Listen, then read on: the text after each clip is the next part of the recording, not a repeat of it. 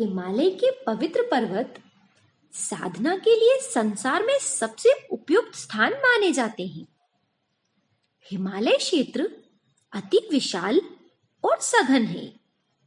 साथ ही ये सिद्ध योगियों और रहस्यों से भी भरा हुआ है।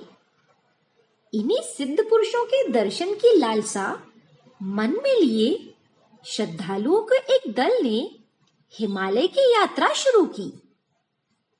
हिमालय की छोटी छोटी चोटियों पर चढ़कर उन्होंने पहले अपने शरीर को वातावरण के लिए अनुकूल बनाया। इस दल में 4 लोग थे।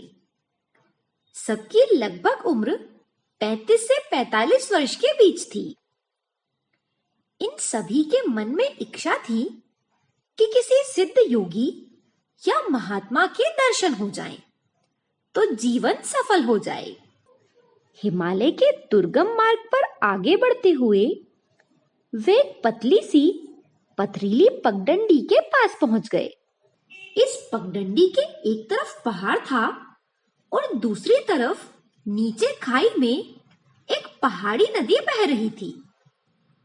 खाई इतनी गहरी थी कि अगर थोड़ा भी पैर फिसले तो प्राण बचने की गुंजाइश नहीं थी। चारों सोचने लगे कि इस रास्ते पर आगे बढ़ा जाए या नहीं।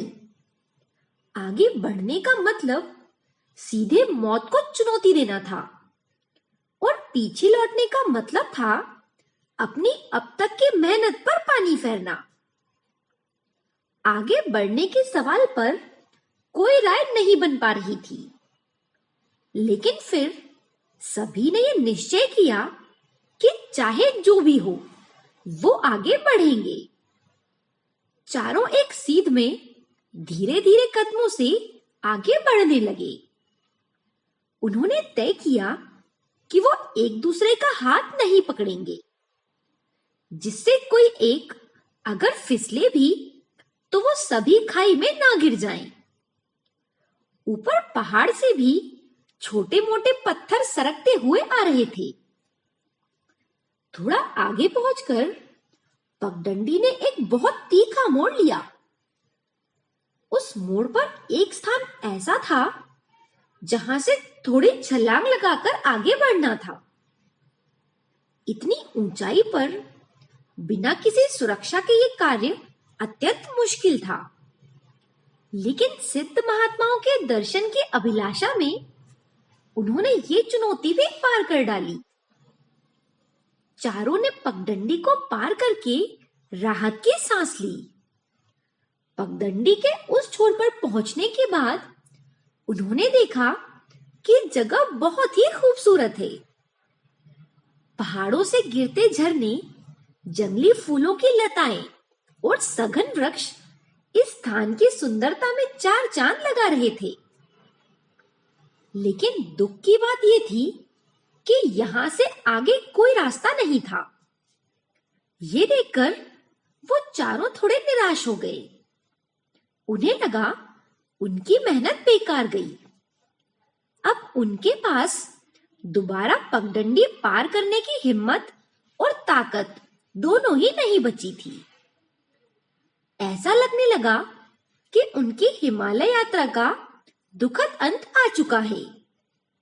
लेकिन तभी उनमें से एक सोचते हुए बोला, अगर यहां से आगे रास्ता नहीं होता तो पगडंडी यहां होती ही नहीं।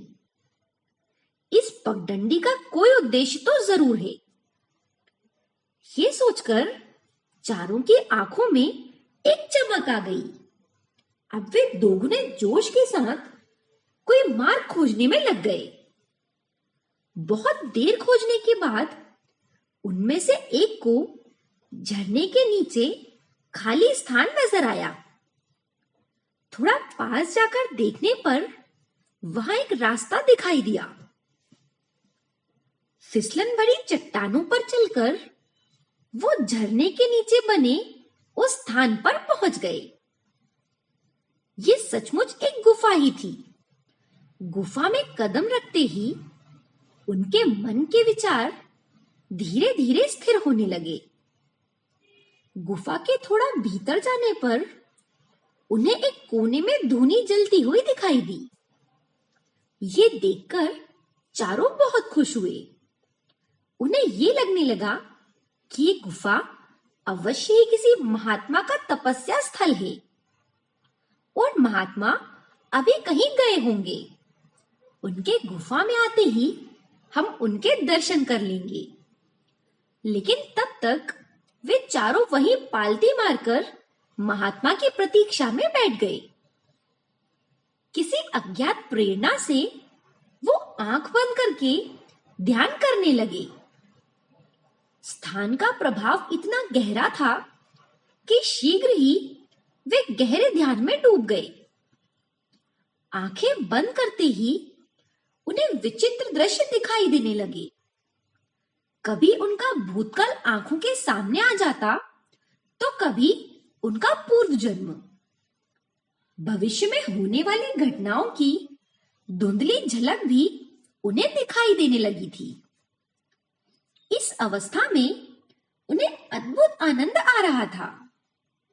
तभी उन चारों को ये शब्द सुनाई दिए कि तुम बहुत कठिनाइयों को पार करके यहां तक पहुंचे हो, लेकिन अभी तुम्हारी अवस्था खोलने का समय नहीं आया है। वर्तमान अवस्था में तुम्हें किसी सिद्ध पुरुष के दर्शन इन आंखों से नहीं हो सकते, लेकिन जीवन के अलग अलग पड़ाव में तुम सभी को आत्मज्ञान जरूर प्राप्त हो जाएगा। तुम यहां तक पहुंच चुके हो, इसलिए यहां भोजन करो, थोड़ा विश्राम करो, लेकिन उसके बाद तुम्हें यहां से जाना ही होगा। इतना सुनते ही सभी की आंखें एक साथ खुल गई। सभी ने एक दूसरे से उनका अनुभव पूछा। सभी विस्मित थे और सबका अनुभव एक जैसा था। तभी अचानक उन्हें गुफा के भीतरी हिस्से से खाने की सुगंध आने लगी। ऐसा लगा किसी ने ताजा बनाया भोजन थाली में परोसा हो। उन्होंने गुफा के भीतर जाके देखा तो गर्मा गर्म भोजन के 4 थाल लगे हुए थे। उसमें चारों का पसंदीदा भोजन परोसा गया था। इस आश्चर्यजनक घटना पर वे सभी एक दूसरे का मुंह देखने लगे। भोजन करके चारों ने कुछ समय वहीं पर विश्राम किया और अदृश्य आदेश का पालन करते हुए उस स्थान को छोड़ दिया। जाते समय उसी पगडंडी को उन्होंने निर्भीक होकर पार किया, क्योंकि अब उन्हें गुरु कृपा का साक्षात प्रमाण मिल चुका था। अपनी इस हिमालय यात्रा के अद्भुत संस्मरण मन में संजोकर चारों अपने अपने घर लौटे और साधना में लग गए। ये घटना आपको पसंद आए तो वीडियो को आगे शेयर कर दें। धन्यवाद।